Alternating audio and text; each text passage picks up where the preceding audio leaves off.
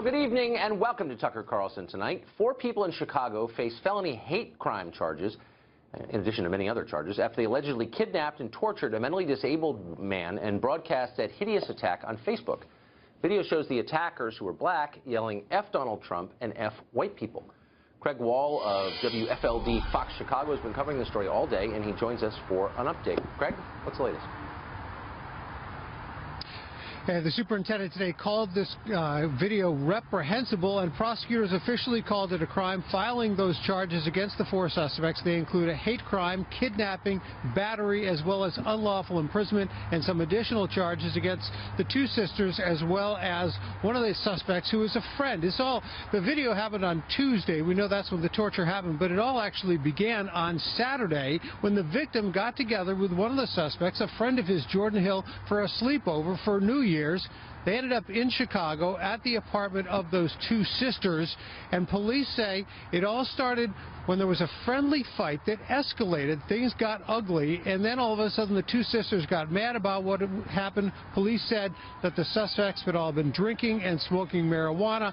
That's when they bound and tortured that 18-year-old victim who is mentally challenged. The torturing went on for 4 to 5 hours, police said.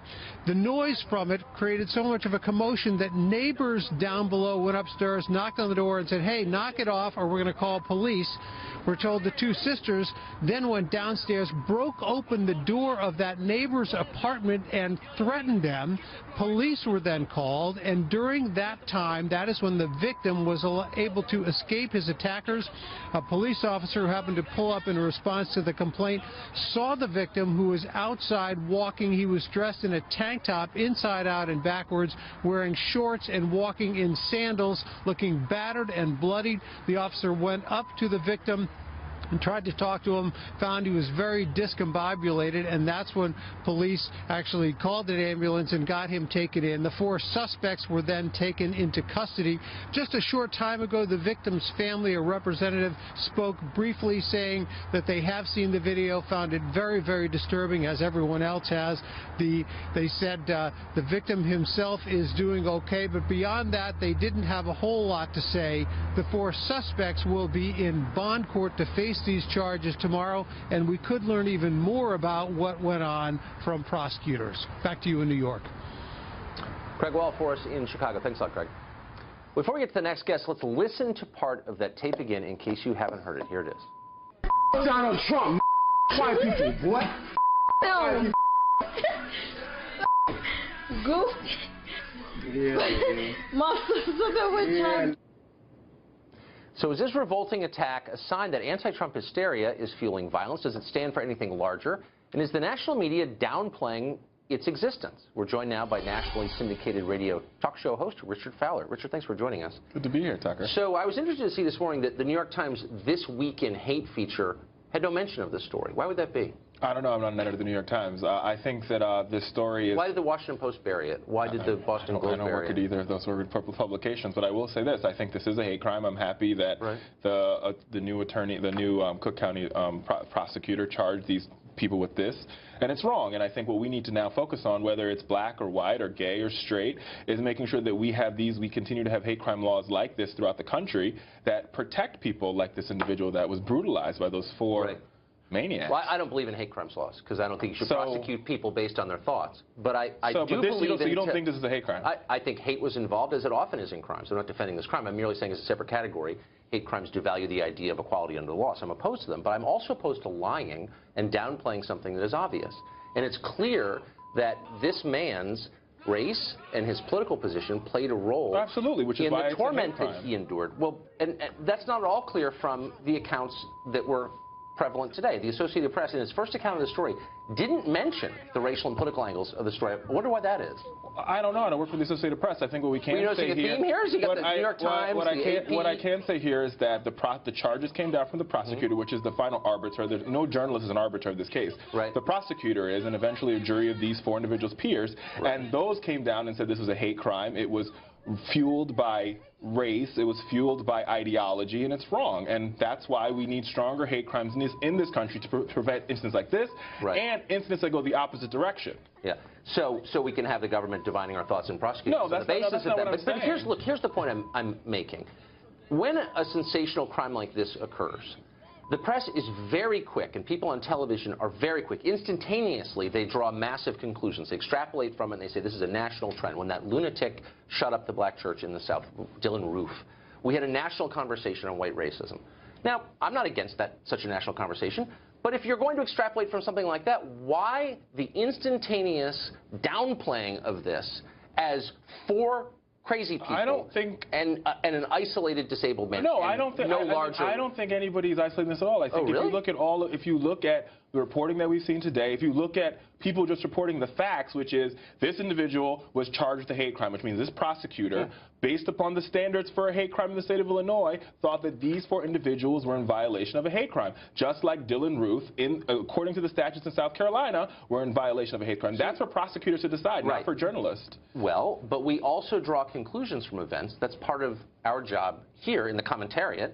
Simone Sanders, a Democratic strategist in CNN you might know, said this, quote, "This is not a hate crime. Hate crimes are because of a person's racial ethnicity, religion, gender, or disability. It isn't your political leanings because someone doesn't like your political leanings." I disagree with Simone. Okay. You had Don Lemon saying, I don't think it's evil. I don't think it's evil. I think these are young people, and I think they just had bad home training. Last night on the Kelly Files, I called this a hate crime. I was probably one of the first Democratic commentators to do so because it's a hate crime. It's a hate crime. It's wrong. It's vile. It's disgusting. And what this should cause us to do, Tucker, is it should cause all of our Americans, whether you're black, white, Hispanic, Jewish, Muslim, to say, we are moving into a new presidency. How do we come to the table? Because this is not America, right?